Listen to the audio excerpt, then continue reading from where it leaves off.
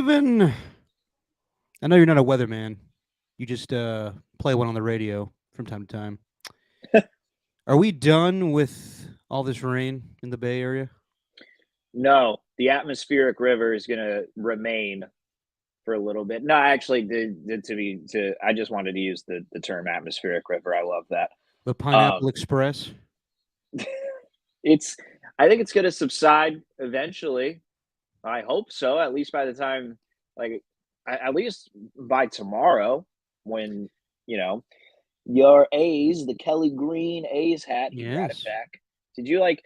Did you have that ready to go, or was that in storage? Like, what do you do with your hats? I have them all lying around the apartment. Ah, okay, right on.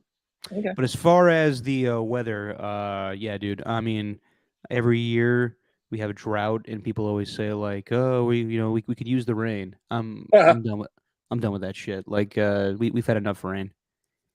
And judging by the weather report, I think we're done. Really? Yeah, yeah. For the foreseeable future, Huh. if I go off this handy dandy iPhone, it looks like we're good weather-wise. See All all the right. blue. So yeah, Yeah. just in time for baseball. What's going on, everybody? Welcome to Just Your Opinion, man. Stephen Langford, Derek Papa.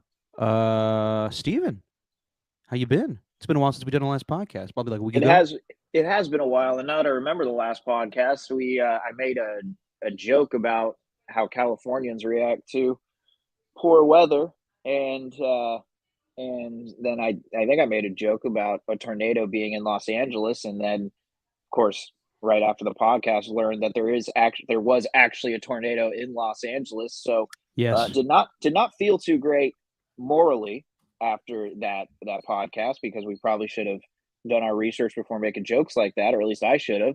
But other than that, Derek, I'm over that. I'm all good. I'm How are you, glad my to see friend? that you are good off that horrible joke you had a week ago. Um, no, I went to L.A. where the aforementioned tornado occurred. I asked around, and it's not like it was that big of a deal. Oh, So you're in the clear there, Steven. It was windy. It was windy as fuck. I was staying at well, my old roommate's place in West Hollywood, and the wind was loud. yeah. See, I think out of all the weather, right? Out of all types of weather, my least favorite is wind. I Oh don't yeah, like when wind. well, see, I walk to work now and use BART and everything. Uh-huh. So walking, and it's believe me, I love the fact that I could walk from my apartment to 19th Street BART station and get to work. But the days that it is dumping rain, God, is it a bitch? Just to Yeah. have that, just to feel soggy, and then to have that wind. Just the worst feeling is wind, in my opinion. Like, Yeah. yeah, rain sucks, but like to feel that cold breeze hit you, and you just like go, ugh. Yeah. Like I audibly like show my frustration when wind hits me in the face. Something I've never done. I just Googled what's the point of wind. It is the great equalizer of the atmosphere, transporting heat, The moisture, great pollution, equalizer. and dust great distances around the globe. So maybe we do need wind, and I should stop making the argument that out of all the weather, wind is the most pointless. It looks like it's the great equalizer, though. So there is a point to wind. I would say hail. Hail is the most useless weather. Hail is yeah, hail is dangerous.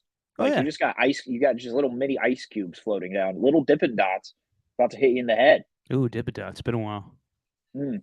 Well, It's it's been a while since baseball I. season, baby. Get a little Dippin' Dots in your system. What stadiums still sell Dipidots? I don't know.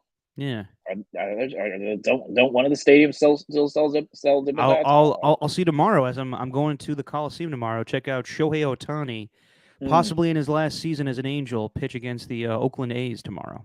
And who's on this Oakland A's team? I couldn't tell you because that guy that they traded Matt Olson for, Pache, Yeah, he's gone yeah, on the Phillies now. yeah, Sean Murphy gone. yeah. I couldn't even tell you who their opening day starter is. It is going to be Kyle Muller, Yeah. left-hander. He entered training camp at 6'7", 250 pounds. Drew a lot of comparisons to Madison Bumgarner and Carlos Rodon because of his size.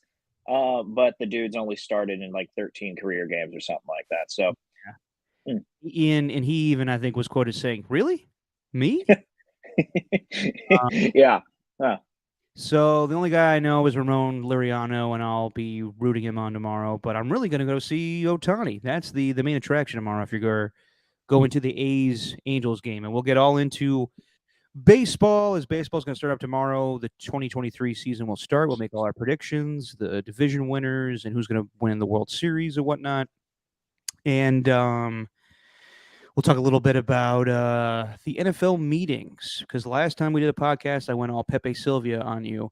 It was trying to connect the dots with what news is going to break next, whether it's Rodgers or DeAndre Hopkins and Odell. Now we got Lamar Jackson demanding a trade, and none of that stuff has changed in the last week. But I think we're getting a little closer, and I'm going to slowly wean myself off of caring so much until we actually get results with some of those rumors. But Mm. before we do all that, Steven, Warriors. Last time we did a podcast, they was the last three games. They beat the 76ers on Friday night, had a great comeback in that game. Thanks to Jordan Poole and Steph Curry and everybody. And then they lose a heartbreaker to the Timberwolves. Just bad execution down the stretch there with a little turnover. Kyle Anderson throws it to Karl Anthony Towns with a dagger three, and then Jordan Yeah. Poole the ball to Steph Curry in the closing seconds. Yep. And it was just a bad loss, which sent them to the play-in game when they got knocked down to the seventh seed. And then last night, they're down 20 to the Pelicans. And since that time that they were down 63 to 43 right before halftime, they outscored the Pelicans 77 to 46 to beat them 120 to 109. Steph Curry with 39 points. Great game. Great from Draymond Green. He did everything he needed to get them fired up for that game. We'll talk a little bit more about that. Kevon Looney with a great performance did not start the game, but his 8 rebounds were pivotal in that comeback. And now they're back to the 6th seed thanks to the Sacramento Kings not getting things done the last few nights, and we'll see if they clinch a playoff spot and the Warriors play them in the first round. That'll be a fun matchup. But Steven, your overall thoughts on the Warriors' win last night? Oh, jeez, that was a hell of a win. That was. I wasn't looking at what Draymond did the same. Let's just get right into it because that's the number one story from that game. Like they had to bounce back from the Timberwolves because um, it, it's brutal because that Sunday game, like you want to point the finger at Jordan Poole or Draymond Green, but really, I think the finger should be pointed at the other guys for, just I mean, Poole and Green were the reason the game was kept close, and the other guys just not knocking down shots, not getting into rhythm. That's why they were at that point. And Karl Anthony Towns, you got to give him credit, knocking down two huge threes at the end of that game. But last night, I did not think of that whole Draymond Green debacle as something that motivated the Warriors at first. I actually like when I watched that, I'm like, damn, all right, this is it. This is where the downfall happens. They would have slid into 8, I think, in the standings had they lost that game. I could be Possibly. wrong there, but I think they would have slid to 8, and a play-in would seem all more likely. And especially coming off of Sunday's loss, like Sunday, if you would have won that, that's almost like an automatic play-in game, and you could afford to lose this one, or not automatic play-in. That's automatic 6 seed almost, and you could afford to lose this last one. But man, that whole debacle with Draymond towards the end of the second quarter was nuts. The Warriors looked terrible. And I don't know if he was trying to breathe life into them or he was just Of course he trying to was. get more or he was just trying to become more physical because the way that they were talking after the game, like it's great, but man, that's the risk of him possibly getting double technicals, getting ejected, and then having to miss the following game against the Spurs on Friday. That would have been just a disaster. But everything went in their favor from that point on. So I couldn't have been more wrong, and I couldn't be more happy to be wrong in that instance. Yeah, I was, you know, it was needed. It was needed, Yeah. as Steve Kerr said in post game. Draymond Green kind of wielded them to win the game, and it's kind of a double edged sword with Draymond. We've been saying it for years since he became started with the Golden State Warriors. His fieriness helps them Yeah. in getting, he's the leader of the team. And Steph Curry's a great player, Klay Thompson's a great player, but Draymond Green's the leader. And he fired them last night. He fired him up. Now comes with the territory with Draymond. That's the same Draymond that's going to get you everybody fired up and get back in that game. It's also the same Draymond that's going to punch Jordan Poole in a practice. It's a double-edged thing. And I thought it was interesting when Draymond was going, Incredible Hulk mode, as Mark Spears put it today. And whatever happened late in that game where he was called for a foul, he wanted Steve Kerr to review it. They didn't end up reviewing it, and Bob Myers had to end up going down to the bench and calming him down. And at first, my thought was, are they just, comparing podcasts? And then also my first thought is Bob calming Draymond down by saying, hey, relax. You and I are going to be out of here pretty soon. Right. But also, it's just, in reality, it's like, it's good that happened because they needed a little nasty, as Greg Popovich put it a couple years ago. Like, I always refer to that when they're just kind of being soft. Like, the Warriors need to play a little nastier, a little harder, and they did that. Don't you think it's kind of bad that it has to resort to that at this point? Like, we're still, we're still seeing them have double-digit deficits in the first half, whether it's on the road or even at home, and them just kind of lollygagging their way, and then they show up in the third quarter and the fourth quarter, as they've always turn it on in the third quarter, and that's always been their style. Like, they've always been kind of lackadaisical in the first half, and then kind of turn it on as they've won championships. It's kind of been their thing. The turnovers have always been the case. I thought it was interesting that Stan Van Gundy referred to everything last night as unprofessional, but that's just the way the Warriors, do things. It's a little bit of that. It's a little bit of, them kind of getting complacent. I was fine with the win last night. I'm glad they came back and were dominant in the second half, but it didn't give me a lot of confidence as far as them going forward. Like, I still see them as a 6th seed. I still see them as a 5th seed. It's interesting to see how everything shakes up in the West. But nothing. I'm glad they came back in that game and won, but that was a game they should have won to begin with.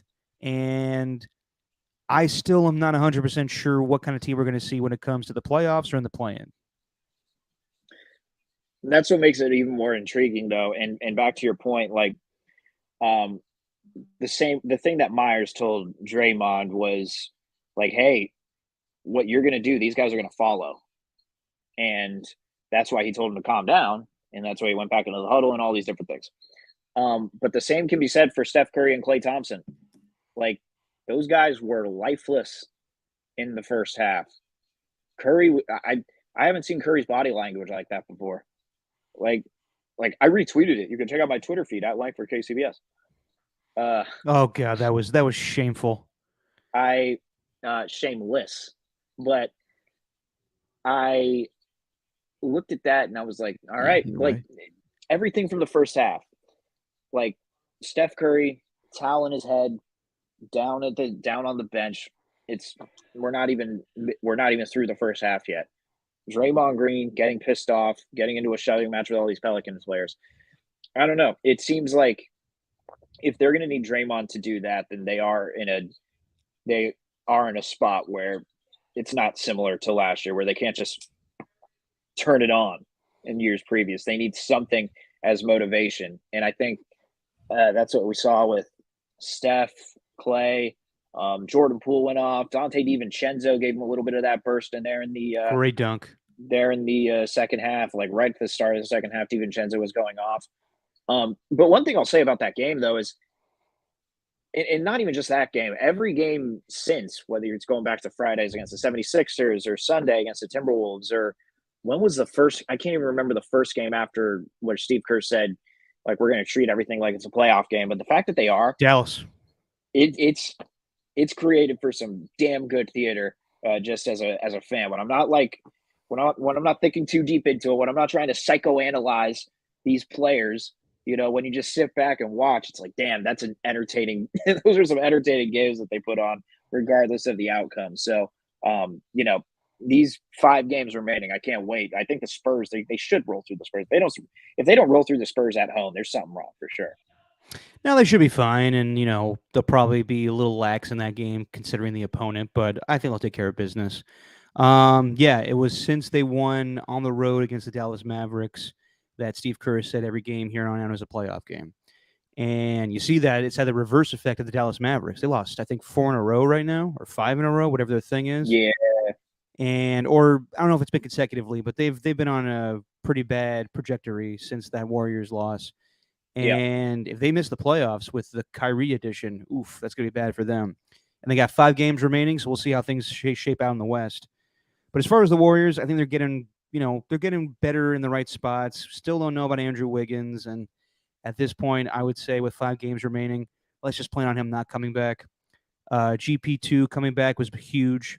Um, just nice to see him back in the lineup, and it kind of gives some life back to the second unit. It kind of gives some life back into the arena, even though they don't really need it. But it's always good to have the hometown kid be there and him coming back. So I think things are fine.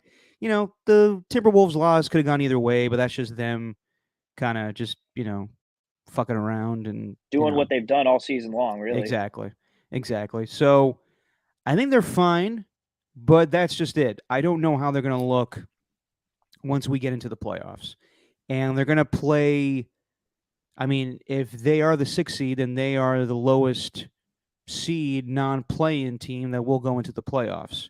And their MO has been this whole season that they don't give a fuck about the road.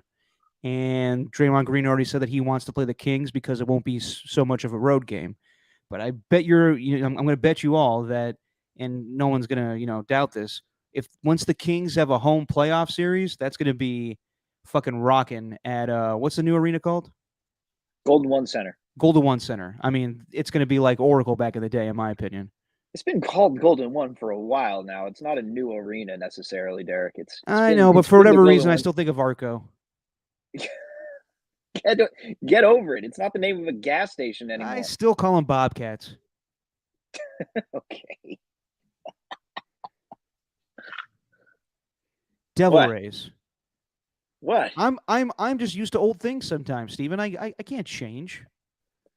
I know, but I'm trying to give you like a, No, I it's know. been Golden One Center. How long have they been the Golden One Center? quite a while. Oh, really? Shit. Yeah, it's been since like, since we met, really. Damn, it's been that long? I think so. No. Let me check. Let me look. Let me take a look here. Golden One Center. Oh shoot! I just accidentally clicked on the map. Hang on. Golden One Center, 2017. So maybe not. Or no, no, that's not when it was. Broke ground in 2014 and opened in 2016. So yep, Yeah, but it there you was go. called Arco initially. It was called Arco. Correct. Okay. All right. I forgot the name. It's been 7 years, bro. I know, I know, I What's the new know. arena called? What's the new arena called? I You still know call it that new. Arco. Sue me. What's that new 49ers stadium called? I can't remember. Candlestick. I still call it Candlestick, even though it's not the place at all. Irregardless. No, not irregardless. Just regardless. There's no such I thing as know. irregardless. Believe me. I just wanted to say that word for Oh, the hell of it.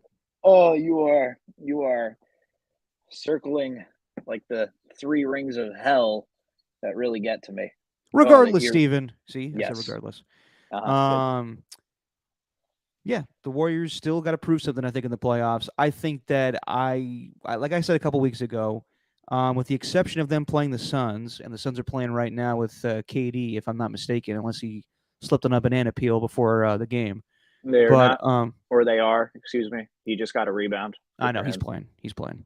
Um, but I think that I like the Warriors' chances in most of the matchups they would have in the Western Conference, with the exception of the Suns.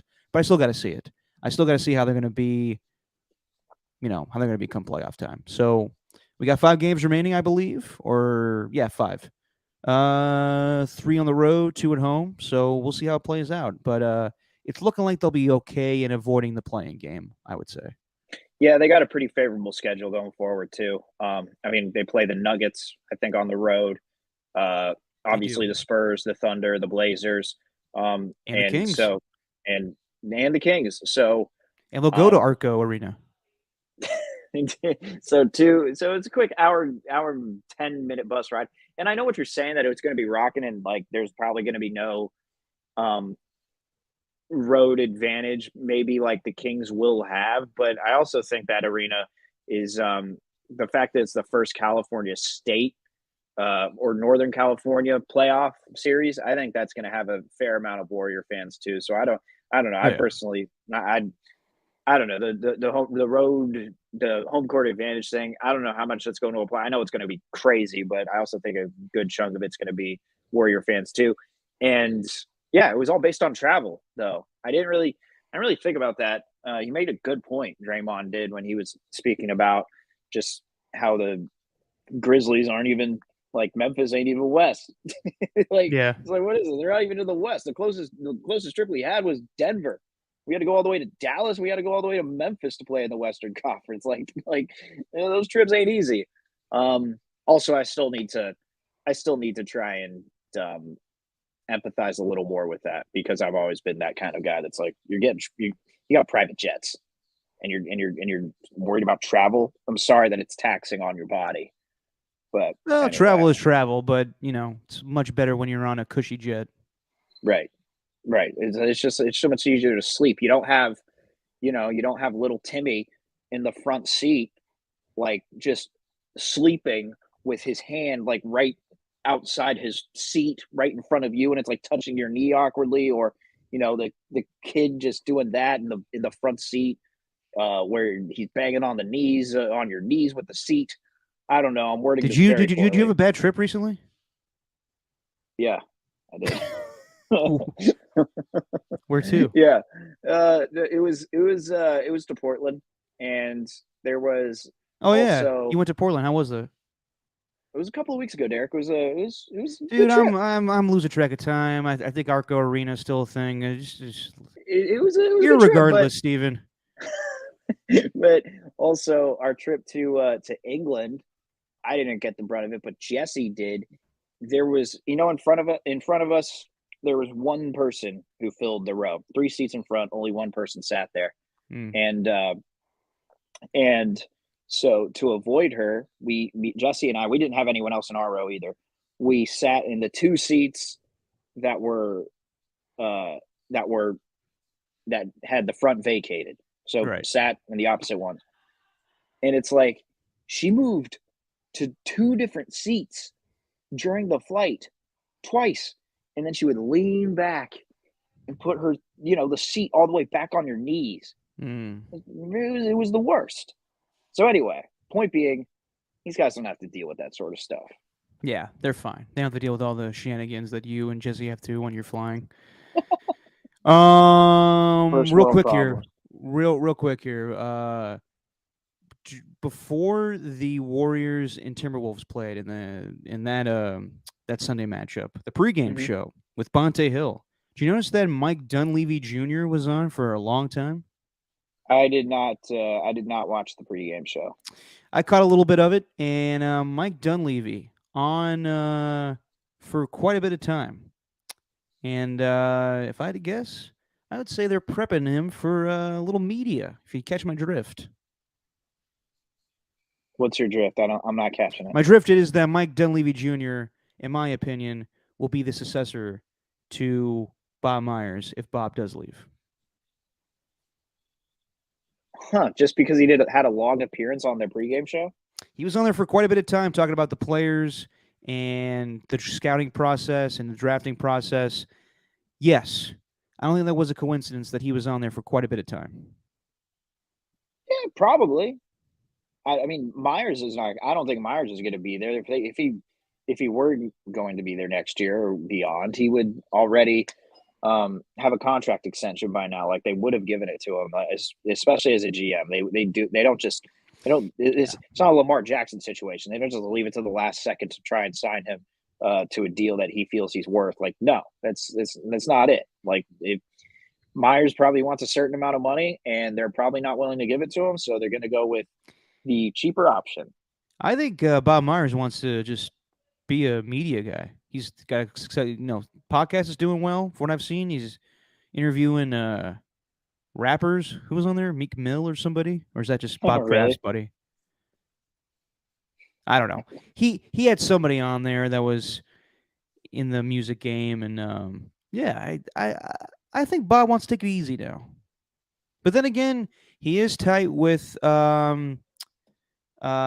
Who's my guy? Jesus, Jerry West with the Clippers. So that could be a possibility too. Who knows? I'm just thinking that Bob's probably going to leave this offseason. We all should be prepared and just enjoy the now with whatever happens with the Warriors with the 5 games remaining, playing well. We'll see if Andrew Wiggins comes back. Probably not, but we'll see how it goes. All right, Steven. Baseball starts tomorrow. You excited? Of course I am. What'd you think Yeah, of man. well, I know this is it's your favorite time of year, your favorite sport. What'd you think of Sergio Romo coming back on Monday, pitching for the Giants one last time, and also for the A's. Played with them briefly, I well, and I couldn't get his song out of my head the next day. oh my Ba, gosh. ba, ba, ba, ba, ba, ba, ba, ba. Oh my gosh, it's so good. Oh, dude. Is it though? Yes, it's After a while, fantastic. it's like, all right, all right, all right. It's super catchy. Um, but I thought the pomp and circumstance that surrounded it was great. I think it was a proper send off to give. Sergio Romo wasn't necessarily like, um, I don't know if he was necessarily appreciated um, as much around baseball as opposed to just like with the Giants. I think Giants fans certainly do, but I don't think people from around baseball truly understand it, and it's something the Giants are just so good at doing, which is honoring those from those World Series teams and understanding that the fan base like has this affinity for a lot of those guys. So there was a they always do it right. You know, it's always classy the way they do it. It's just I I forgot when he got to the mound. I'm like, oof, he hasn't played. He hasn't he hasn't Yeah, really thrown the ball. He hasn't faced much live hitting. This might not go well. And then I texted my friend and I was like, dude, Romo's about to get rocked, isn't he? yeah. And sure enough, it's like he gets hit with the pitch clock violation. Oh God. That was kind of a dick move, in my opinion. Hey man, they gotta they gotta they got a job to do. And I know Romo said that in the during the eighth inning with Crooked Kipe, but like, come on, we can't take into account like special events. I don't know. Thought that was a little much. Um, yeah, it took mercy on him. Hunter Pence came out to save him and save his career in that moment. And like yeah, he didn't pitch well, but so what? It was just for the Yeah, it don't spectacle matter. of it. No. Um, I will say, I didn't watch a lot of Giants back then during the 3 World Series. Um, I watched Sergio Romo play, and he was fantastic. Saw him with the A's. Um, and I'm glad that he got the proper send off, and he just really nice guy. Just very humble. I liked him in the interview with Crooked Kipe, him saying that he was gonna take the uniform home and shower in it, kind of like Charles Barkley. Um, and he said he was more nervous for Monday night's moment more than striking out Miguel Cabrera in the 2012 World Series. And then we actually had him on today, and couldn't have been more nice. God, really, what a nice guy. That's all. I can't say a bad thing about Sergio Romo. The only thing I will say is that I've seen a few Giants fans have this reaction of why, like Sergio was a great player, but why is he getting this send off? What about Javi? What about Jeremy Affeld? What about other guys that, you know, pitched for a long time, were kind of more integral in the whole 3 World Series? Why, like it could just be because Javi wants to do this. None of them came back to pitch one last time or play one last time. Like once Lincecum was gone, he was gone. He played for the Angels. I think a lot of Giants fans are like, huh, why for Romo? Is that it? Yeah, that's it. Thought you had like an opinion on that.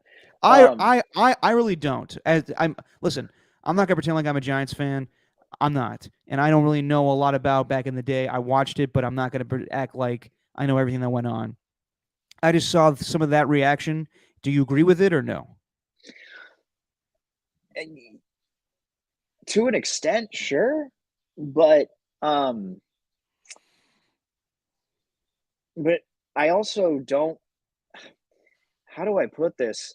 I don't know how much they cared for the pomp and circumstance. Javi Lopez and Jeremy Affa were always kind of just um they were just very quiet, kind of Yeah. stoic individuals. They didn't seem to care for the spotlight too much. Um, and I don't know, they've honored these teams so much.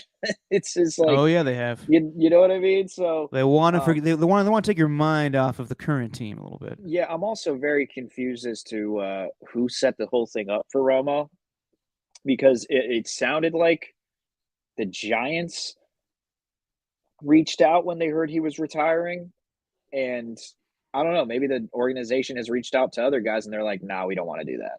Like, Yeah. we don't need any of that." And maybe Romo, who has, unlike Affeld and Javi, been like he what played for six different teams after the Giants. Quite a bit. So it wasn't like Affeld and Lopez, and then Lincecum again. I mean, what are you seriously gonna think Lincecum cares to really to come back and do that whole type of thing? Lincecum does not want to be bothered. So, Yeah. um, even though he's probably more than any of those other guys, you can make a case that he is maybe the most popular Giant from those World Series teams, outside of Buster Posey, maybe. But like, I don't know. I if fans want to feel that way, then that's fine. But I also think we got to take the. I don't know if that's the Giants. If the Giants had their way, they'd honor every single one of those players. But maybe those other guys didn't want it. Believe me, they love making their sweet time of honoring everybody because opening day for the Giants, whew, they're gonna honor every little person in that organization, and every who's the guy that paints the murals? Like I'm not sure. you know what I'm talking about though. Like before, like every opening day, they always have some guy paint like a mural of a famous Giants player. Yeah, yeah. I don't know who that is, but Yeah, I don't know his name either, but you best believe John Miller's gonna be talking for a long time before they actually throw a first pitch against the Royals. So I don't know. It's a long thing always with Giants opening day. you saying that with such just a dismissive tone in your A's hat, it's really funny. Sometimes we just want to get to the ball game, but I get it. You are tiptoeing your way around what you really want to say. I can tell you that. I can tell you that Oh, much. believe me. I mean, I'm kind of saying it like just get to the game already. Good lord. But I get it. I get it too. All right. Baseball starts tomorrow. We got early baseball, 10 a.m. for the Giants and Yankees. That's a fun little Hmm, matchup. bizarre. Uh, kind of uh, kind of ironic considering the Giants struck out on Arson Judge and Carlos Rodon won't be pitching, but he's a Yankee now. So we got that tomorrow. We got a lot of interesting storylines this season with the Major League Baseball. Yeah, new rule changes and whatnot. So yeah, we'll see what happens. But let's make our predictions like we did a year ago. Okay. We'll go through each league and pick who's going to win the division, who's going to be our three wildcard teams, and who we see matching up in the World Series. So, Steven, I'll leave it up to you first, sir. Let's start in the Hmm, AL. Who do you think is going to okay. win the AL East this All season? right. Well, let me. You know what? Instead of just let me. Um, hang on. I want to try and do this here, so I have like the. I don't want to. I don't need y'all to see this thing. There we go. All right. Cool. The hell are I you doing? I I'm opening my notes here, but I also have like a bunch of random. I also have a bunch of random like tabs open from it. Oh, can I not? Can I not open it? Does it not let me? Oh, god damn it! All right. Anyway, tried to share my little notes app on to the screen, but it did not work. Okay, so No. yeah, shame. So my winners for the American League. Um, I I tried really hard to find like the six different team. Like there's always a different team that comes in first every year, but it was really hard to find one this year. The Yeah. only change I'm seeing, um, so in the National League, I think it's Wait a minute. Whoa, easy there. You hear what I said? American League. Let's go. American League. I apologize. So we're gonna go the Yankees atop the Good. East. Yep. We're gonna go the Guardians atop the Central, and we're Mm. gonna go Astros atop the West. Okay. And who you got as your wild card teams? So, Ooh, this might get that interesting. laugh was devious. This might get interesting, Derek. I got a little. I'm trying to find something new here. I wanted to go against the grain, but Against the I think grain. with the addition Dan of Patrick. Gunnar Henderson on the Orioles, he's the number Ooh. one prospect in baseball. I got the Blue Jays and the Orioles coming out of the East. Okay. That's gonna be two of them, and then my other I'm gonna have Seattle out of the Nice. West. I like Um, that. I don't know with the White Sox, like they're so damn talented, and they were one of my favorite teams in baseball, and they got a new manager and all that. But I saw some Yeah, comments because from everybody Jose. hates Tony. I saw some comments from Jose Abreu where he said like, "There's no cohesiveness. There's no cohesion at all with that team." So, like they're not a family, and you do need that sort of culture if you want to go far in a 162 game season. Talent can only get you so far. So, Just like Vin Diesel I says. so I think the Orioles are going to be a surprise team this year. I don't really have much else to back it up other than they got Adley Rutschman and Gunnar Henderson as the two top prospects, and they actually had a winning season last year. So I think they'll build on that. And I'm seeing a I'm don't have any claims to back it up, and really I could be dead wrong on this, but I'm seeing a drop off from the Tampa Bay Rays this year. Mm. So Mm. even though injuries killed them last year, but yeah, so that's what I'm going with. Interesting. Would the Orioles be a surprise because they had a pretty good record towards the end of the season and actually Yeah, gained some momentum? well, I mean, if you're gonna choose the Orioles to make the playoffs from the American League, like I'd say that's more of a surprise than people would think. Yes. Okay, all right. I am with you, Steven. I don't see a lot of changes because while interesting moves were made this offseason, I still think the team stayed relatively the same.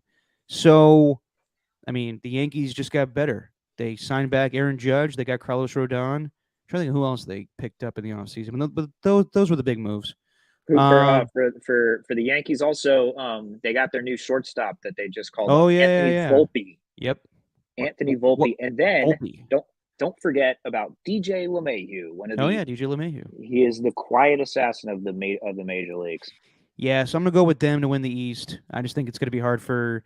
I'm with you, Steven. I think the Rays take a little step back. I still like the Blue Jays, but I'll get to that in a little second here.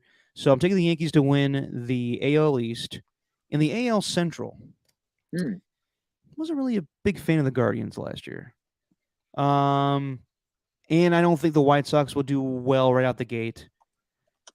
So I'm gonna go with a team that won the Carlos Correa sweepstakes. I'm taking the Twins to win the AL Central. Hmm. How you like Interesting. that? I mean, I could see that happening, but even with Correa, it's just the problem is Correa's really all they got. Is if I'm not mistaken, I got to double check their roster, but Byron Buxton is up there, and but he doesn't play more than 100 games in a season, so I don't know, man. I don't know if I can see the Twins making it to the postseason. Well, I'm taking them. All right, sounds But I'm not taking them to go very far. good. And I still think that even with Jose Altuve being gone for what a couple weeks, Mm, Astros will be fine. I'm taking them to win the AL West. Well, I don't think they're going to yeah. have the most wins in the AL this season. I still think they're going to win the division. Mm. So what don't you like about the Guardians, Derek? I don't know. They caught steam towards the end of the season, but what they do in the playoffs last year? They won a playoff series. They lost to who they lose to? I forget. Didn't they lose to the Yankees eventually? Yeah, they did. They did lose to the Yankees I mean, because the Yankees were the 2 seed. So wait, the Guardians beat who they beat in the wild card round. hang on, we're have to go back and look this up. Do I have to pull this up again? I Am guess I so doing? All right, hang on one sec. because my memory is failing me tonight. Yeah, it was. It. All right, you know what? I guess I'll pull it up on the screen here. But it was the Yankees who ended up beating the Guardians last year. Right So, in the second round, but in the first round, yeah, they played the Rays and beat them 2-0. yep. Yeah, listen, I know the Guardians have good pitching and whatnot, but I just don't see them repeating again as AL Central Division winners. I think I'd have some changes and some parity. So I'm taking the Twins, going on a limb here. Josh Bell, first base. Jose Ramirez, Stephen Kwan in his second year. Fremont's own Stephen Kwan. Apparently, he went to the rival high school, same as like Dennis Eckersley and Randy Johnson. Or no, Randy Johnson was at Livermore High School. Dennis Eckersley, though, same as Dennis Eckersley. Okay, all right. And then in the AL West, oh yeah, I already said I'm taking the Astros. Yeah, yeah. My wild card teams, taking the Blue Jays because Mm-hmm. they got a lot of talent, just haven't fulfilled it yet. They got an Yeah. early exit from the playoffs last season. He was losing to the Mariners, Uh-huh. and I got those Mariners making the playoffs too. I like them. And here you go. Here's a little crazy one for you. Ooh. I do like the Orioles, Steven, but I think we're getting a little wacky here. I think in this weird last season with Shohei Ohtani, I think finally the Angels make the postseason. All right. You don't like that one, huh? You'll see. It plays in my little National League prediction. Oh, okay. Oh, I see what you're saying. Okay. Yeah. Well, let's go to the National League then. Yeah. Tell me who you got winning the divisions and who's making the wild card. Well, initially I had the Padres winning the National League West. I think the Padres got better. I think, with another year with that team, like they're going to be a powerhouse, but I think the Dodgers are ultimately going to take it because I'm basing this all on my prediction that they trade for Shohei Ohtani at the deadline. I don't think the Angels are going to get it done. Ooh. Yeah. So it's going to be brutal, but I got the Dodgers. I got the Dodgers winning the West on that basis. From the Central was tough because Milwaukee obviously had the jump last year on the Cardinals, but I ultimately think that the Cardinals had they won. I'm just so out of it. The I think Cardinals we're won both last out of year. it. They had the jump on them, but I don't think Milwaukee's going to make a push. I think the Cardinals, they got this young guy, Jordan Walker, who I can't wait to watch this year. He's their number one prospect. He's made it to the opening day roster. He's this huge outfielder. I think he's from like Georgia or something like that. Dude's a beast. So I can't wait for that. So I got St. Louis. I got the Dodgers. And then I got the NL East was a tough one, but I got Braves. I got the Braves coming out of the East. And then it's pretty simple. I think, and this is where the twist is going to come eventually, but I got the Mets and the Phillies both making it to the wild card, and then the Padres. So, yeah, where's your twist? It's going to come in the when we get to the predictions for the World Series. Okay. I don't think I've heard a lot about Shohei Ohtani getting traded to the Dodgers. I think that would be a hard move to make if you're the Angels, to go trade him to the crosstown rival like that. Also heard the Mets possibly. Buster Olney brought that one up. I think Ken Rosenthal too. I think it ends up being that Artie Moreno just decides not to trade Shohei Ohtani at the deadline and just plays it out, tries his best in the offseason to pitch him to come back, and in the end he goes and gets a bigger deal somewhere else. Or maybe not. Who knows? I mean, as far as the bigger deal, he may just go sign a lesser deal with a bigger team, but whatever. Right. As far as my picks for division winners, I don't see a lot of changes here either, Steven. In the NL East, I know the Braves won it a year ago.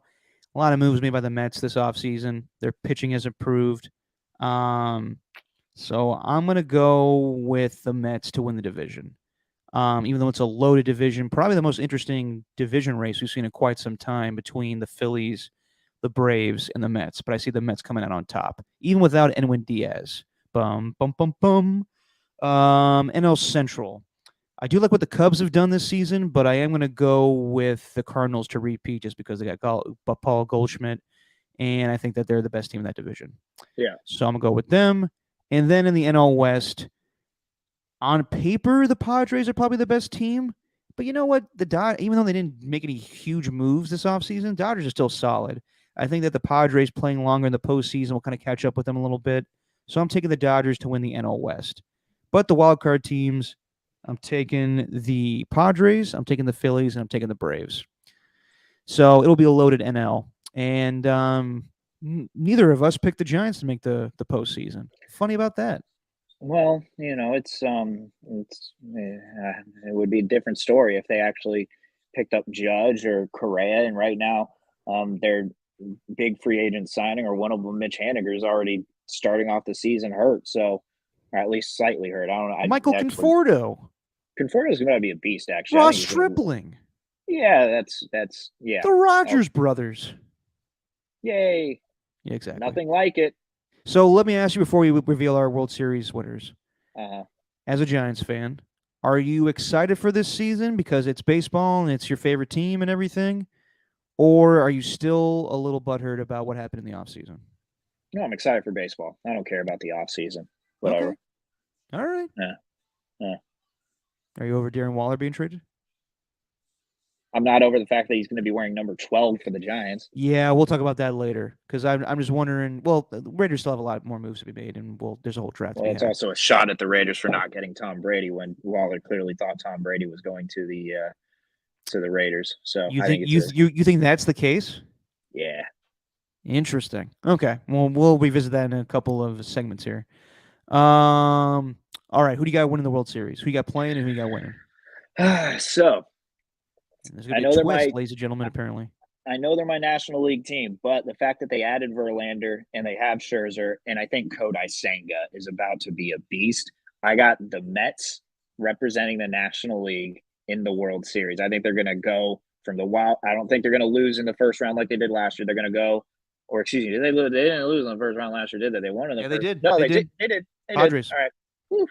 So I think they're going to lose again, and then from the American League, I think it's going to be a New York on New York World Series. Steven, Yeah, I think that's what it's going to be. Yep. you and I think alike. Oh I crap. I literally picked the same thing. It's gonna be a bridge Yeah, series, yeah. Subway series, That's what it seems like, man. Yankees and And Mets. Yep. my winner, that's a toss up. But um, man, yeah, I'm just going to I'm do it for who I'd be rooting for. I'm rooting for the Mets if that's the case. So let's go most Mets. most baseball. LGM. Yeah, come right up and eat the Mets. I think that most baseball fans would be with you, Steven, on that one to root for the Mets in that situation. But I don't see it happening because just whenever the Yankees and Mets get together, the bigger team's going to prevail. So I'm taking the Yankees to win the World Series over the Mets, even though that's the most chalkiest thing I've predicted in quite some time. But yeah, So you got the Mets going all the way though. I do. I got the Mets and I got the Yankees. It's gonna be a very East Coast, New York World Series. So what do you think? What do you think are going to be the top two teams from the National League that end up getting the first round bye? I do think the Mets end up getting the 1 seed. I think the Cardinals end up getting the 2 seed. I think the Dodgers get the 3 seed. I Mm, got the Padres being the 4 seed, the Phillies being the 5 seed, Braves being the 6 seed, and I think the NLCS probably comes down to Mets and possibly Padres because right. there's always a one wild card team that gets momentum and Yeah. upsets a team and whatnot. But I think it's hard to ignore how many moves the Mets have made this offseason. Yeah. And the Yankees, eventually they're going to power their way through against the Astros. I see the same thing. I think the Yankees will get the most wins in the AL this season, followed by the Stros, followed by the Twins. Then you got the Blue Jays, the Mariners, and then the Angels. Yeah. Yeah. I mean, is there any surprise team for you? I I could mean, I see the think one. Cubs. Yeah. I could see the Cubs possibly beat a wild card team. Really? I could. I like them getting Cody Bellinger and Dansby Swanson. Mm, I don't know. I don't know about the Cubs, man. I don't trust the Cubs. I don't even know about the Twins, but I just thought I'd pick them. Oh man, trust me, you don't want to be like me where I chose the Twins to make the World Series and they I get didn't say dead that. last. I think they're on the first round to whatever wild card team they play, but no, I'm not. I'm not taking. I mean, I don't know. I just not They buying were the Guardians yet. There's always some crazy like that's the thing about baseball. Baseball's a great sport in that way. You're just like, wow, this team's good this season. And the next you're like, wow, they're really shitty. yeah. Like I'm 100% sure that I'm 100% sure the Red Sox are going to suck. I know the Tiger. I'm feeling good about like my last place teams in the American League. And then in the National League too, like the Rockies, the Reds, and the Nationals, whatever. But a lot of these other teams, you never know. You seem to like the Cubs. Maybe the Pirates can make some sort of jump, although they might trade Brian Reynolds. The NL East is stacked. We haven't even mentioned the Rangers, and and I mean the Rangers got this full pitching staff with Bruce Bochy. Maybe they can make some jump, make a Jacob jump. DeGrom. Maybe the Mariners. The Mariners got a damn good roster this year. I and I don't know. Maybe the Royals. The Royals got Alberto Mondesi and Bobby Witt Jr. A lot of interesting guys on these teams coming up. So I don't know, man. Maybe the Mariners can make some waves. They very well could. I'm with you on the Rangers. I think it's a year too early. I think that eventually they'll be a playoff team with Bochy, but they're going to cause some problems this year. I think Bochy's going to have those guys ready to play, but I'm not ready to say they're like a wild card team or a playoff team yet. Yeah. I'm with you on the Orioles. I could be sleeping on them. They made a good run last season, so I could see them making the playoffs. Cedric Mullins, Ryan Mountcastle. Yeah.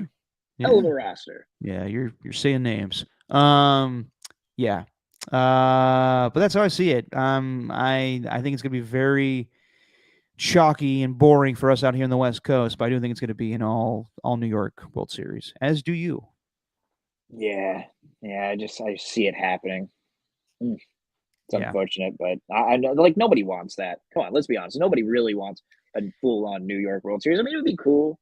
The I mean spectacle of it all. the Stephen A. Smith and the East Coast of ESPN does. Yeah. Yeah. So I don't know. And maybe as like the fact that the Mets essentially took over for the Giants in New York, maybe I should be rooting for them in the first place. No, Why makes no not? sense. Why not? Because they're not the no. It took over. What are you talking about? New York Mets and the San Francisco Giants. San Francisco Giants used to be the New York Giants. Yeah, well, I'm aware, but they're totally different teams. I mean, they're still like similar, aren't they? No, Don't they have any sort of connection? none whatsoever. All right. New York Giants, and they moved. Yeah. Yeah. Mm. Also, yeah, the Brewers could be a good team, but I do think they're going to trade Corbin Burns at some point. Seems like that. Yeah. All right. Now that we got baseball and football out of the way, or sorry, not football, we got baseball and basketball out of the way. Let's talk about what everybody cares about: football. And I'm talking about the off season, the fuckery. Huh? What? I know. There's Believe nothing me. that happened since we've done a podcast. What do you have on the docket here for football? I'm very intrigued. Steven, please. There's been tons that have gone down. You've been paying attention to these league meetings? Yeah. Thrilling, isn't it? It's fascinating. I know I'm sick. I'm sick that I enjoy this stuff more than actual sports being played right now. But I'm going to stop for a while. I'm going to stop because, as you just said, a lot of stuff is not going on with this. It's just a lot of regurgitated nonsense and guys just giving interviews, and then people are like nitpicking, like, "Oh, did you hear what he said? This trade could go down soon." Believe me, Yeah. I know how crazy it is. But let's just get to some of the tea leaves that have been going down in Arizona. Yes. Real quick though, Yes. can we just analyze the coach's photo? Can we do what every fun little podcast Absolutely. does? Everybody else, this is a Haberman Middlecoff special and a Kyle Brandt special every year. Look at that. Who's wearing shorts? So it's Andy Reid in the middle. Andy Reid in the middle. You got Bill Belichick. I like how and Mike McCarthy. I like how all these guys. It's just anytime Look at I see Brian this, Dable. I know he looks like a badass. He looks like something out of Top Gun. Sure. Or a mobster, more like. All these guys, every time they dress up, they look like uncles of kids that are going to high school graduations. Yeah. Like that's what they look like. It's just we got to dress up here, fine. And you can't really see it, but judging by the by how tired Kyle Shanahan looked, he looked like he had himself quite the Tuesday night in Phoenix. But I would say an upgrade over last year if you remember him poolside. Yeah, yeah, His eyes were red. yeah, yeah. It's funny, Steven. You yawn at this and act like it's boring, but yet you had this picture ready to go super fast. Well, I did type in coach's photo as soon as you brought it up because I knew this was the most this is the best part. Sean Payton looks ready. Sean McVay is just too much though. Like, come on, bro. You don't have to wear the sunglasses. Take them Oh off. no, No one else is wearing the sunglasses, or no, except Brian Dable. he wants to be cool. Yeah, Brian Dable's looking naturally cool. Sean McVay looks like he's trying to be cool. Who's on the far left right there, sitting down? That's McDermott. Oh, Sean McDermott. Yeah, looking nice, He's one of looking those like a guys that you principal. he's one of those guys you can't really like. Both him and Mike McCarthy do. They look like the principal and vice principal of that school, of this school of teachers. And Dan Campbell's the PE teacher. Yeah, Uh, um, what was I yeah. going to say though? Dan Campbell looks like a PC principal from South Park. 100%, 100%. And oh god, what was I going to say? I forgot what I was going to say. I lost my train of thought. No, McDermott. He's one of those guys that you can't really recognize until you um, that you don't recognize unless he's wearing a hat because you just Yes, always see him he in a always hat. needs a hat on his head. Yes, I agree. Yeah, constantly. And then Mike McCarthy also kind of looks different without a hat. Not used to seeing him without a hat too much. Well, you say that things didn't really happen during this time, but I beg to differ, Stephen, because when we look at how everybody is so nicely dressed, I would think that John Harbaugh would need a new pair of pants as soon as he sat down when he was having his Oof. press conference, because as soon as he sat down and talked to the AFC luncheon media members, Lamar Jackson set off some tweets, basically saying that he is done with the Ravens, and he requested a trade back on March 2nd, and he's ready to move on. And the timeline of that events seems like it's accurate. I don't think that Lamar Jackson is wrong in saying that he requested a trade back then, but that would be back in during the combine and just well before they slapped the non-exclusive franchise tag on him. And since that time, nobody has gone to inquire about Lamar Jackson, as far as we know. There's been multiple teams that have gone on record saying we're not interested in Lamar Jackson. Some weird stuff with the Colts. We don't know if they're in on Lamar Jackson. They have the fourth overall pick in the draft. They could get a rookie quarterback, but nothing concrete yet.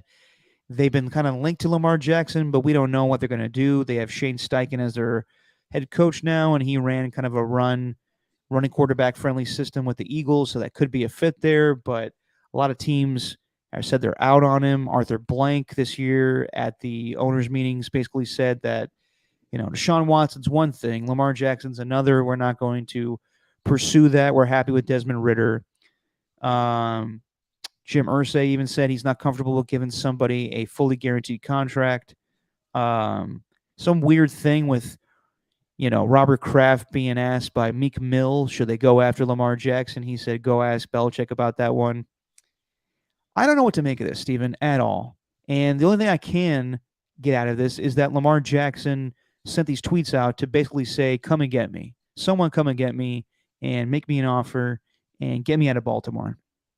And he's having some weird guy named Ken Francis, his business partner, pretend to be an agent and reach out to teams. I think Lamar Jackson's tweeting a little too much. Like last night, he was going kind of on a bender, saying things about like, oh, everybody thinks that I tried to rest in that playoff game and everything. If he had an agent, I would advise him to stay off social media for the time being and just let things play out. But as far as him getting a new contract and him getting a new team, I don't know right now. This is the one thing going on in the NFL rumor cycle that I have no idea what's going to happen. I think that draft day comes and goes and nothing happens with Lamar Jackson. I think it very well could happen that he could possibly sit out games this season, or he could just go play for the Ravens on the franchise tag and then try to be a true free agent next season. But I think they could tag him again. It'd be a never ending cycle with him. I don't know what to make of it. I really don't, because I don't think any team wants to give him a fully guaranteed contract, and it sucks. But that's just the way the NFL owners roll. And I think that a lot of owners are saying to him, just because the Browns stupidly gave Deshaun Watson his fully guaranteed contract doesn't mean we're going to give you the same thing. See, this is what I mean. Nothing actually happened. Literally nothing happened. He Yeah, made it. Hey, by the way, I did this at the beginning of the month. It's like now I'm telling you, nothing happened, and I'm kind of I'm I'm falling into that whole category of in the thought of like number one. Um, they don't want to deal with the contract, and number two, um, they also don't want to change up their entire offense.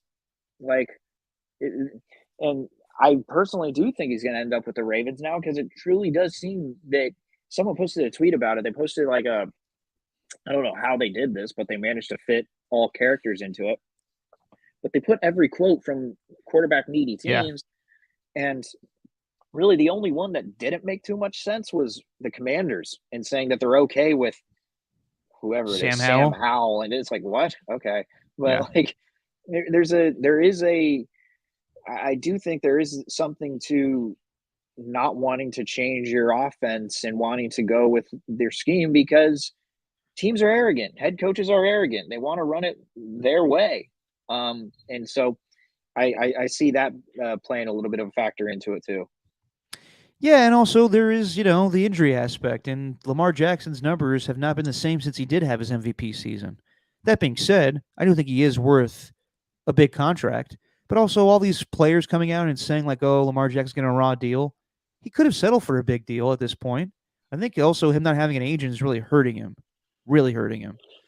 So, do you think he's coming back, Steven, to the Ravens on a new deal, or do you think he's going back kind of angrily because he has to settle on the franchise tag? No, it's going to be reluctant. It's going to be reluctantly he goes back, and he's going to be playing under the franchise tag. And I mean, what's he going to do?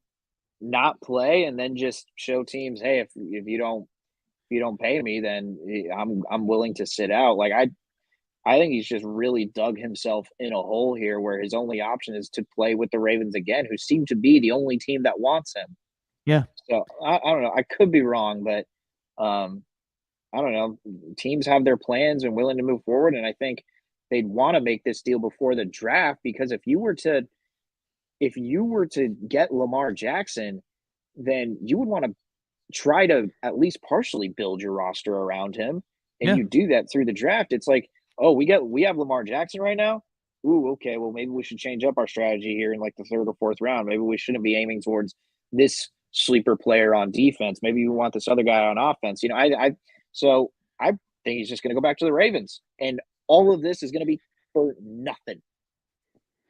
I think you are right. I could see the Colts and Jim Irsay being crazy, like we need to go get Lamar, but I think that totally goes against what Chris Ballard wants to do. I think they do want to take a quarterback, and there's also a lot of teams that don't want to, maybe a lot of teams don't want to settle for a quarterback this draft because Caleb Williams is going to be the next big quarterback in next year's draft, and there could be a case where a lot of teams are like, we'll wait.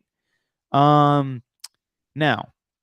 that being said, and also it came out today that Baker Mayfield was offered a contract with the Ravens as a backup plan if Lamar didn't come back, which I find interesting.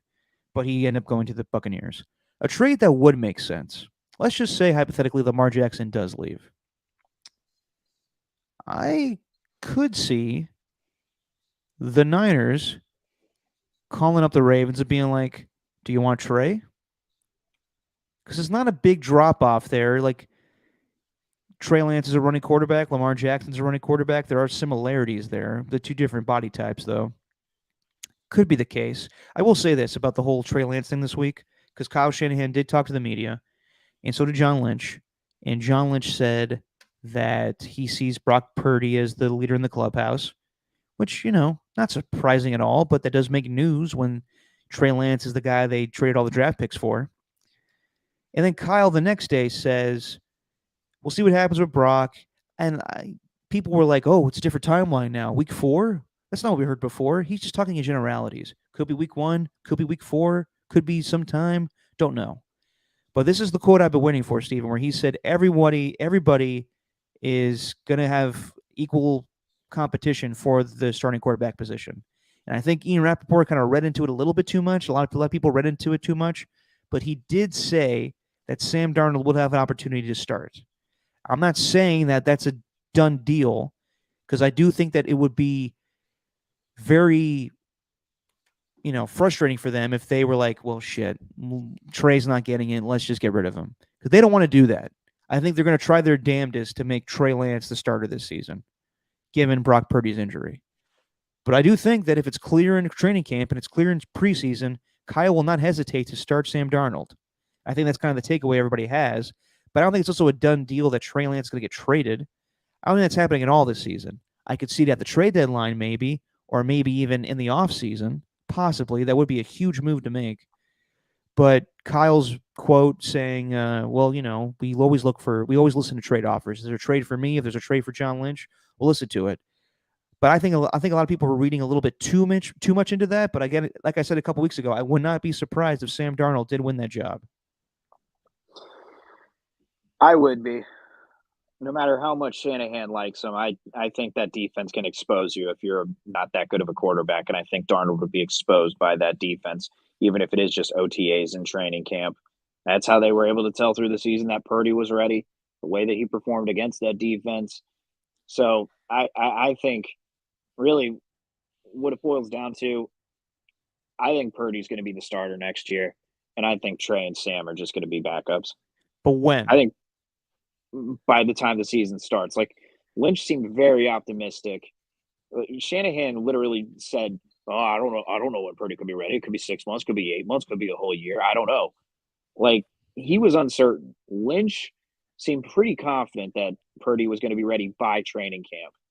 So I personally think Well, that between the Purdy, two of them, John Lynch is the salesman. right, but I also think that Purdy, like Shanahan's not going to say definitively that anybody's going to get the starting job. He would barely Yeah. say that Jimmy had the starting job. So I think Purdy's going to be the number one guy going into it. And I think all of them are correct in saying that he earned the right to be the number one. No matter how much Shanahan likes Sam Darnold, I don't think Darnold's going to do enough in training camp in order to win the job. Like you're basing it all on Shanahan and what he thinks, but what about what Darnold does on the field? Like, what if he just stinks? It's just, oh, People, this guy's a backup. yeah, I hear you. I think also people kind of underestimate Sam Darnold a little bit. Like I know he sucked with the Jets and the Panthers, but you go back 2021, yeah, that season. So 2 seasons ago, his first couple games with the Panthers, they were what 3-0, and he was doing pretty well with Christian McCaffrey just dumping it down to him. I think he could benefit from this offense. I think it's going to be like we forget like this, the Niners offense, kind of probably the easiest thing for a quarterback in the National Football League. I mean, not that easy. Like you still got to know the X's and O's of Shanahan's offense, but it's very quarterback friendly, and it's not predicated on the quarterback having much success in the offense. So I do think Sam Darnold could be like Brock Purdy. They're basically kind of the same player, where he can make the right decisions and run the offense better than Trey Lance can. That being said, I also know everything they put into Trey Lance, and it would be a real blow to the organization if they were just had to pull the plug that quickly. But also, I think Kyle doesn't give a fuck at this point. I think he just wants to win games with the best quarterback possible. You could be right.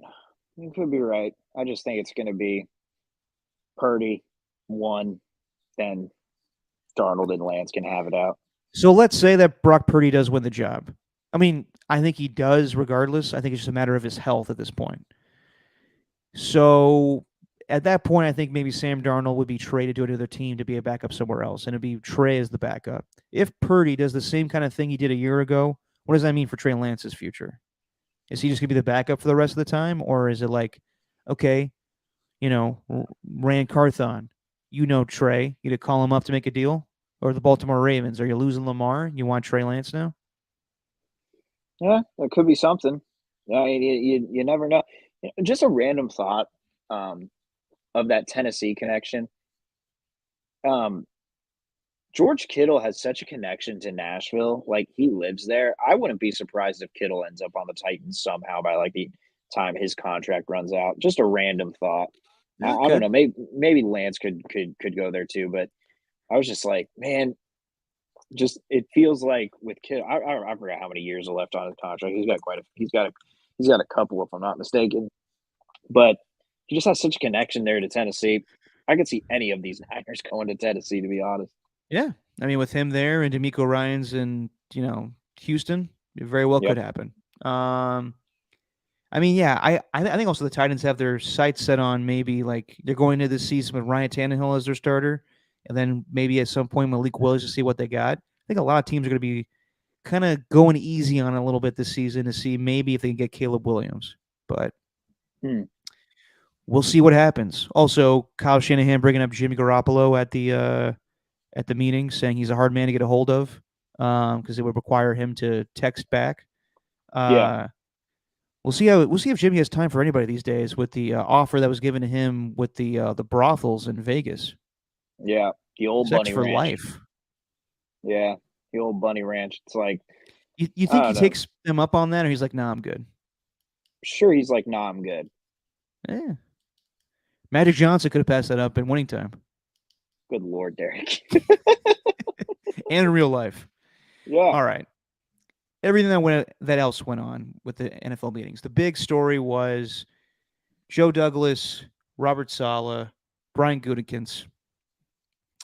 And you're right, Steven. Nothing really changed. I just read nothing it did more. change. I know, I know. I just read more into body language. I saw the interviews. Saw Robert Saleh. I'll say this. You're like, I can't name any players on the A's besides Ramon Laureano, who might be one of the worst ones on the team right now. And then you're like, but when it comes to NFL free agency, there's no games happening. I'm reading into the body language of the front office members from the Jets and the Packers. You're damn right I am. Watching it every day. I'm seeing what the updates are Oh my god. on McAfee and Rich Eisen show. Yeah, you're damn right I am, Steven, because I'm sick. But so I'm watching Gutekunst and Robert Saleh. They and Joe Douglas. All three do a great job of not saying Aaron Rodgers' name. Like Gutekunst can because he's on the Packers still. But Joe Douglas and Robert Saleh, whew, they had their interviews down. They were not going to get called for any tampering and whatnot. Even the NFL at this point doesn't give a shit. Um, the biggest takeaway I have is from Gutekunst is that he's like, well, Rodgers is a tough guy to get a hold of, and I tried to call him and text him and heard nothing. And at that point, I had to do my job, which I kind of understand at that point. As a radio producer, when you work with talent that won't respond back to you, I'm not talking about anybody specifically, but when you work with egos and it's hard to get a hold of people sometimes, you just move on. So at that point, I understand why Brian Gutekunst was like, all right, I got to move on. I'm tired of this shit. I'm tired of having these waiting games. I want Aaron Rodgers off the team. I want to start this over again with Jordan Love. Makes sense. The biggest takeaway I have was that Gutekunst said that he does not have to have a first round pick, the 13th overall pick from the Jets to get Aaron Rodgers. And it sounds like from your buddy Mike Florio and from Charles Robinson that there are reports out there that the Packers may settle for 2 second-round picks or a conditional second-round pick in 2024 that turns into a first-round pick based on what Rodgers does. And the Packers or the Jets actually want a pick in return just in case the that Rodgers doesn't come back. Apparently, the biggest thing that's holding up this deal is that the Jets want some insurance in case Rodgers does not come back. And apparently, the McAfee interview did have some bearing on the trade because when the Jets heard him say I was 90% retired, then they kind of changed their minds on what the compensation would be. So it sounds like things are getting closer, but we're probably gonna have to wait till draft time. So I'm gonna not be so crazy, Steven. I'm gonna let things be for now. But that's where things are. Is Joe Douglas and Barney Goodkids have said their piece.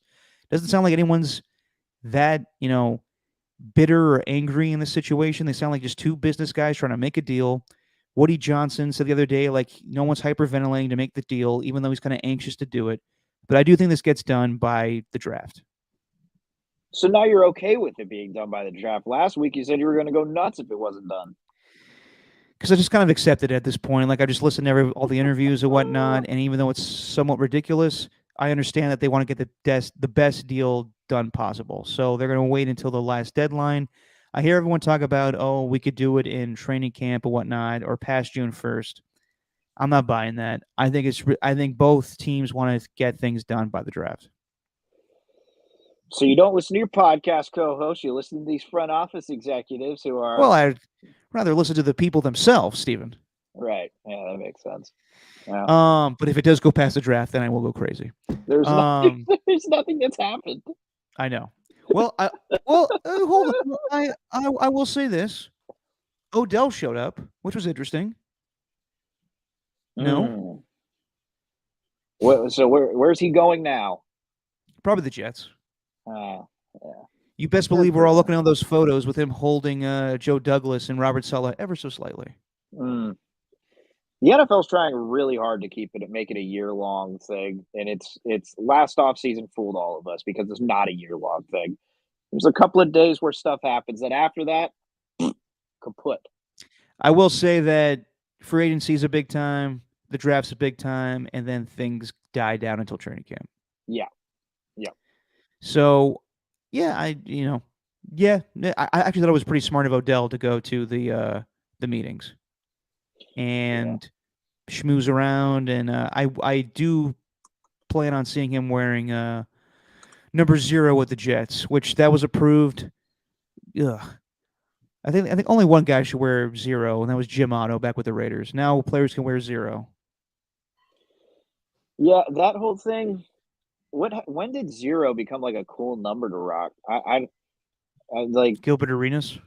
I guess so. Yeah, I guess agency. Yeah, even one. I don't know. I just never. I just remember growing up. It's like I never wanted to be the number 0. Yeah, I know.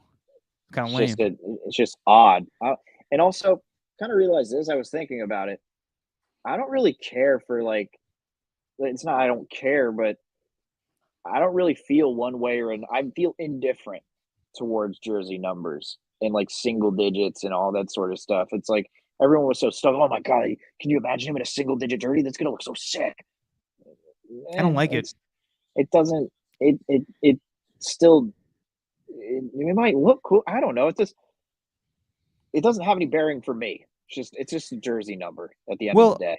I really don't like tight ends wearing 12. Yeah, it's Like it's bad terrible. enough. It's bad enough Darren Waller's going to the Giants. He's gonna wear 12. That's gross. Yeah, I don't understand it. So I you don't think understand it. you think it has a correlation with him being upset that Tom Brady ended up going to the Raiders? I think he was totally fooled that Brady was. I think he was totally fooled in that I Brady could possibly think go to the Raiders, I think the whole team was.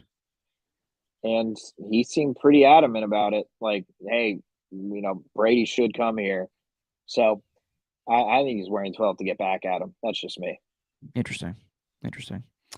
Another rule that was passed was the Thursday night football is going to have they're going to table the flex options for that, and that would be a shit show in itself for the players and the fans. But now they're going to have teams appear on Thursday night football multiple times this season, which Terrible.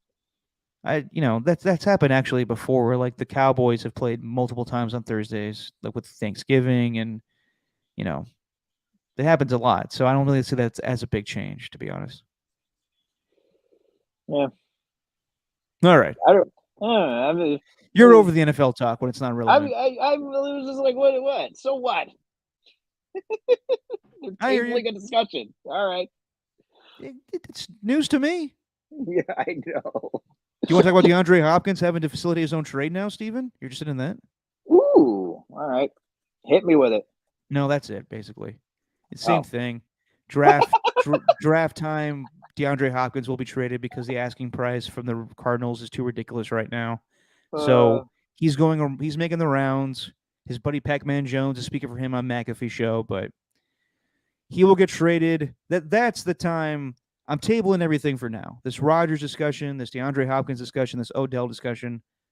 It's good to talk about every day because it brings intrigue to the other shows. But I hear you. Nothing's going to happen until probably draft week, and then shit's going to get crazy. So so I will bone up on my draft prospects, and then I think more things will happen come late April. so what is Pac-Man Jones actually like a co-host on that show now? It seems like he's on every week.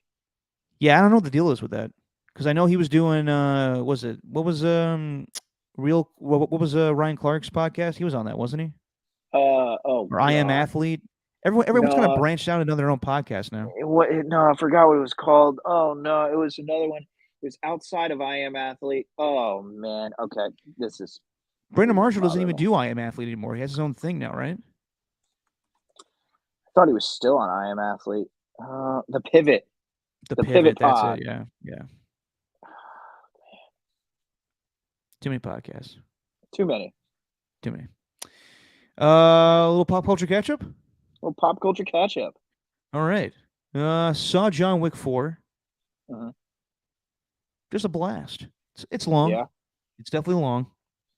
I do love, like every John Wick movie, they have a lot of great cameos, a lot of great actors to, work alongside Keanu Reeves. And I just love moments where Lawrence Fishburne or Ian McShay have their like long monologues and say like, it appears that John Wick has been incommunicato," and just saying something ridiculous. And then, "What do you have to say for that, Mr. Wick?" And then just Keanu Reeves just turns around and goes, "Yeah." Doesn't like add anything to it. Like it sounds like he's just struggling so hard to say every line of dialogue, but it's hilarious. Great action sequences, great stylized fighting, and the shots that they choose. Like I said, it's long, but it's probably the best one in the series. And yeah, I had a good time. So I give it a 4.5 Steiny yes. Yeah, Why not five? What's the half? a little What's little the too long. Little little too too long. long? So It's how about long two was it? hours and 38 minutes. Ooh, God. Yeah. All right, I could understand that.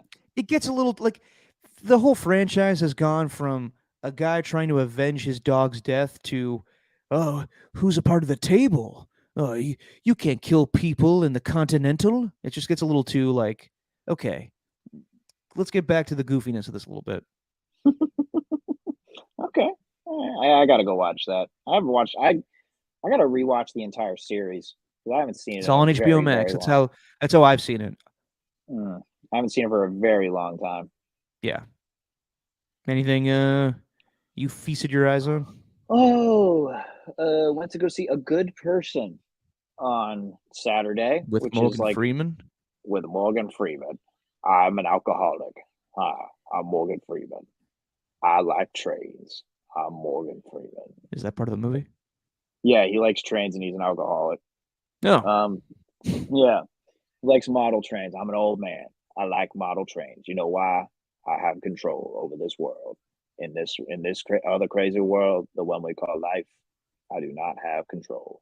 Um, so a good person was pretty good. Depressing, but it was a good movie. I enjoyed it. And then what else?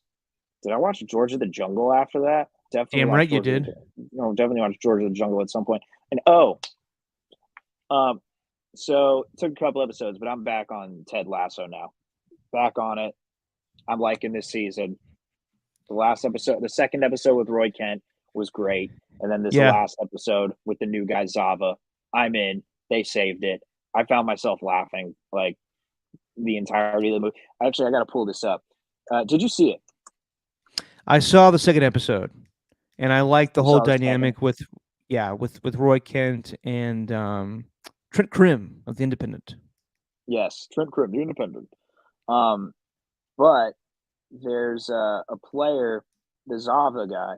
They Yeah. clearly based it off of Zlatan Ibrahimovic, who's a player from Sweden. And just to give you an idea of how they based it off him, first off, he's got a ponytail, he's got the beard, and he's a really good player. And you can't tell. I wish I could zoom in here, but that was the Los Angeles Times, right? That was the Mm-hmm. article they wrote on him when he came to the Galaxy. On the back, he took out an ad in the whole paper, an entire ad, and it just says, "Dear Los Angeles, you're welcome." Yeah. So they haven't confirmed it, but they loosely based it on him. I'm sure of it. Great episodes. So back on Ted Lasso, and also, what was the other one? What was the other one? Oh, the Waco documentary. Pretty cool. Not Mm. cool. It's a terrible, terrible situation, but it's a good one. Good doc. What's it on? It's on Netflix, brand new. It just shows like all this behind the scenes footage. It shows people who were um like the apostles of David Koresh, and like a lot of the kids that were involved there, they're all like grown up now and they're talking about it. It's emotional, it's kind of scary. You had a lot of the FBI members that are involved there. It's yeah, it's a lot, man, but it's really good. Highly Okay. recommend it. All right. I will check it out. Hmm. What's it called? Just the Waco Yeah, I don't even know what it's Chronicles? called. You'll just see like a silhouette of Yeah. David Koresh with the glasses, and then it'll just have the big Waco letters. I don't know what it's exactly called, All right. but it's a Waco doc. Got it. All right. Hmm. I'll try to check it out. Don't sound too enthused now. Hey, we'll get around to it. There's a lot of things I got to watch. Okay. All right, Steven. I think that's where we put a pin on it tonight. Mm. We'll come back on Saturday, April Fool's Day. I don't like having April Fool's Day on a weekday or a weekend. Actually, I like messing with people. So it's kind of sad it's on a Saturday this year. You still like messing with people? Isn't April Fool's like an outdated thing? How's that outdated? Because like, what's actually funny on April Fool's anymore? Pranking people. What was your latest prank? My latest prank was last year. I made that tweet of Jimmy Garoppolo saying he wants to force a trade and will not show to training camp. Got my dad, got John Lund. Yeah, They really fell for that. for a split second. That should know better than to believe you on any sort of inside knowledge on the diagnosis. You're the first source. Oh Yeah, God. I do like messing with people with when it comes to like breaking news on that day Yeah, because there is the sports angle to it. Anthony Davis, because remember that? Remember that one he did what he do? where he pretended to shave the middle of his eyebrow Oh yeah, so there's everyone that. thought he shaved his unibrow. I remember George Kittle saying that he was gonna go play for the Jaguars. Oh yeah, But then there's real stuff like didn't Freddie Freeman get traded or not traded, but he sign with the Dodgers on April 1st? yeah, Yeah, yeah. or maybe it was Kimbrell last year. Whatever it was actual news. Might have been Kimbrel actually. Yeah, now that I think about it. All right, Steven. Gonna watch the rest of this Kevin Durant debut against the Timberwolves that you're eyeing in the Hmm. background. Yep. Oh yeah.